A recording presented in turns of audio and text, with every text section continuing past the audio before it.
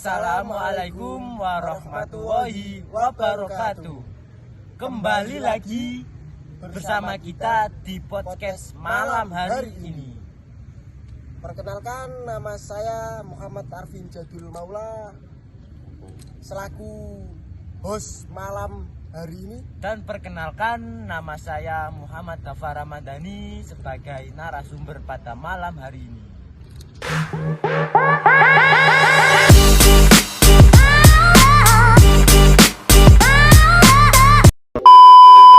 Nah, kita kan berhubung kuliah di Surabaya, Mas. Ya, kenapa? Apa saja tempat yang bersejarah di Surabaya ini? Oh, tempat yang bersejarah ya, Mas Jadul. Ini. Tempat yang bersejarah di Surabaya itu ada banyak itu. Ya, apa saja? Saya sebutkan beberapa saja ya. Heeh. Nah, yang pertama itu contohnya itu Kota Tua. Yang kedua Jembatan Merah. Yang ketiga Tugu Pahlawan. Dan yang keempat itu Makam Sunan Ampel. ini. Dan Ini. Gimana? oh, kalau Makam Sunan Ampel itu Tertarik saya sama makam Sunan Ampel. begini Mas Jadul. Gimana? Makam Sunan Ampel atau bisa disebut dengan Raden Rahmat adalah salah satu tokoh Wali Songo yang berperan dalam penyebaran Islam di Indonesia itu pada abad yang ke-14. Beliau dikenal sebagai sosok guru besar para wali Songo.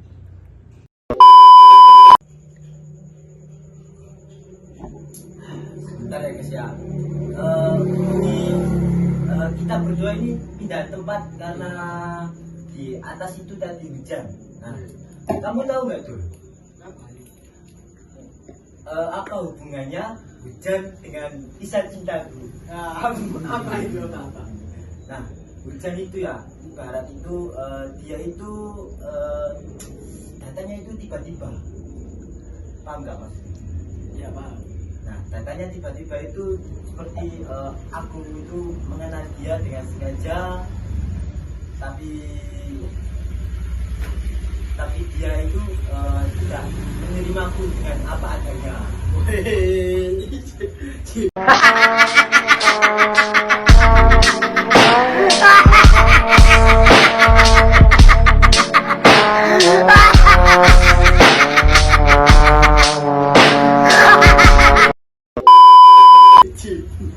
Lanjut materi. Oke, kita lanjut ke pembahasan. Bagi masyarakat Indonesia, Makam Sunan Ampel itu bukan sekedar tempat peristirahatan. Makam Sunan Ampel itu juga termasuk kategori dakwah yang penuh hikmat dan hikmah. Itu gimana yang dimaksud berdakwah? Secara umum, dakwah itu bukan hanya sekedar ceramah ataupun khutbah. Jadi dakwah itu bisa berupa tentang perbuatan, percakapan, ataupun perilaku. Itu kok bisa berhubungan dengan makam Sunan Ampel itu gimana? Nah, hubungannya itu seperti itu nilai-nilai positifnya. Nah, nilai-nilai positif itu menjadikan kita untuk menjadi dekat kepada Tuhan atau menjadikan kita itu menjadi orang yang lebih bertakwa dan percaya. Ya, Mas Dafa. Saya ini setuju dengan segmen oleh omongan tadi Mas Dafa. Berziarah itu saya setuju, tapi saya tidak setuju itu Salah. yang ini Mas. Yang bagaimana? Yang ada yang ziarah bawa sajen, terus yang misalkan guna ini apa? Kayak ini loh. Ziarah itu memiliki nah, seperti itu. Nah. Sebentar ya. Saya akan meluruskan dulu. Nah, meskipun ziarah itu termasuk dalam kategori dakwah, ziarah itu memiliki batasan-batasan. Nah, batasan itu tidak melanggar syariat. Oke. Contoh Lanjut. yang pertama adalah tidak meminta pertolongan kepada ahli kubur. Nah, yang kedua, melakukan ritual yang tidak dianjurkan maksudnya. Yang ketiga adalah meyakini makam memiliki sebuah kekuatan dan kebenaran. Oh gitu. Apa sih? Yang ketiga, menghargai dan mengenang jasa para ulama dan orang yang soleh. Ya. Yang keempat, menghubungkan generasi sekarang dengan sejarah pada perjuangan mereka. Sebagai contoh, ziarah kubur itu memiliki beberapa fungsi utama, yaitu satu, meningkatkan manusia akan pasti kematian. Yang kedua, menggerakkan hati ini untuk memperbaiki hidup atau diri. Oh, dari penjelasan dari Mas Dafa tersebut tadi itu bisa mengkategorikan ini Dakwah. ya, berdakwah itu bisa mengingatkan kita kepada kematian. kematian. Ya, paham.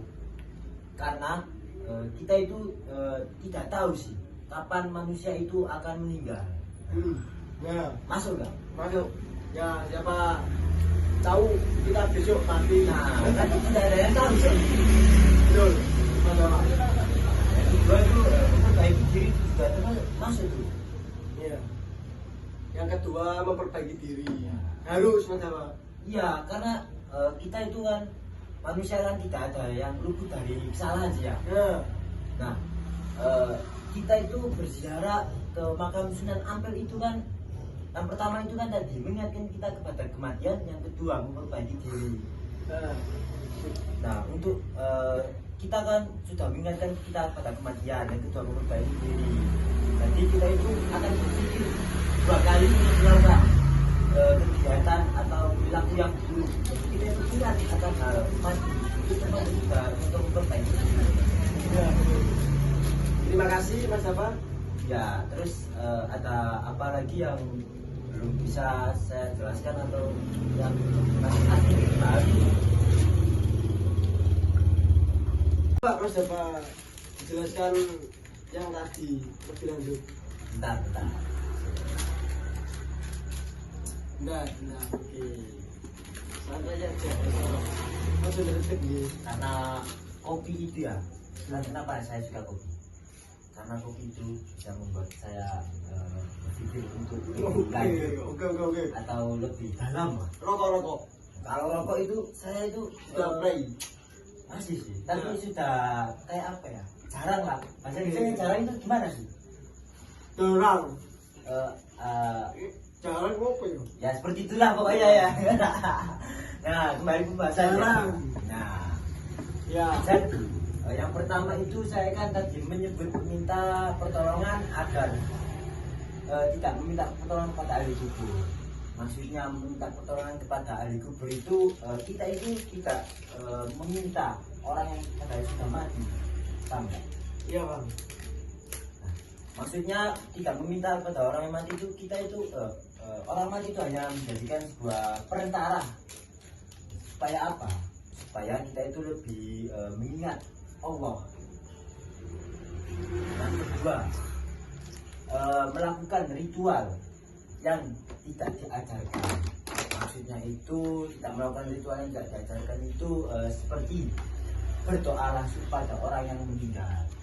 Jadi berdoa langsung pada orang meninggal itu kita itu tidak berdoa kepada orang yang mati, karena kita itu harus berdoa hanya kepada Allah.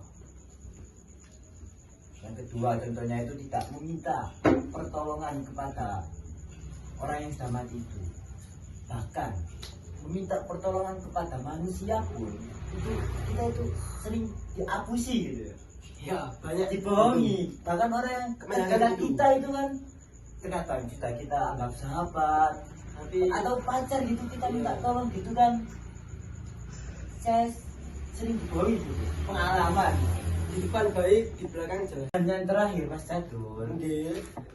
meyakini memiliki maaf maksudnya itu meyakini makam memiliki kekuatan tertentu. Maksudnya itu seperti contoh meyakini makam sendiri sebagai energi. Maksudnya itu seperti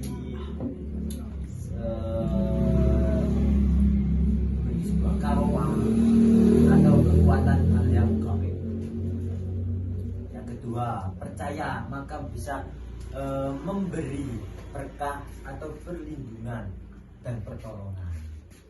Gimana Mas Jatuh? Apakah sudah jelas? Jelas sekali dengan penjelasan Mas Dafa tadi itu sangat jelas. Selanjutnya sebagai penutup kita dapat menyimpulkan bahwa makam Sunan Ampel memang dapat dikategorikan sebagai bagian dari dakwah meskipun bukan dalam bentuk ceramah, tetapi melalui yang pertama itu keteladanan sejarah, yang kedua lingkungan religius, dan yang ketiga kesadaran spiritual, dan yang yang keempat terakhir dan tradisi kultural apa? Keagamaan.